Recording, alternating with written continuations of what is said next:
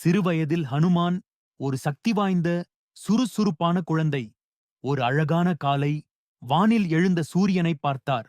அது ஒரு பொன்னிறக் கனியாக மாம்பழம் போல தெரிந்தது. அதை சாப்பிடலாமே என்று நினைத்த ஹனுமான் வானத்தில் உயரமாக பாய்ந்தார். சூரியனை விழுங்க முயன்றார். இதை பார்த்த தேவர்கள் அச்சமடைந்தார்கள். ஹனுமான் சூரியனை விழுங்கினால் உலகம் இருண்டு போய்விடும். இந்திரன், வானத்தின் அரசன், தனது வஜ்ராயுதத்தால் ஹனுமனை தாக்கினார். ஹனுமான் பூமியில் விழுந்து அச்சமின்றி விழுந்தார். அதை பார்த்த ஹனுமனின் தந்தை வாயுதேவன் கோபமாகி உலகத்தில் காற்றையே நிறுத்தினார். எல்லா உயிர்களும் சிரமப்பட்டன. தேவர்கள் வருத்தமடைந்து ஹனுமனை உயிருடன் மீட்டார்கள். அதற்காக ஹனுமனுக்கு பல பரிசுகளை அளித்தார்கள். சக்தி, ஞானம், விமானம் போல் பறக்கும் ஆற்றல் மற்றும் அழியாத தேவி அருள்.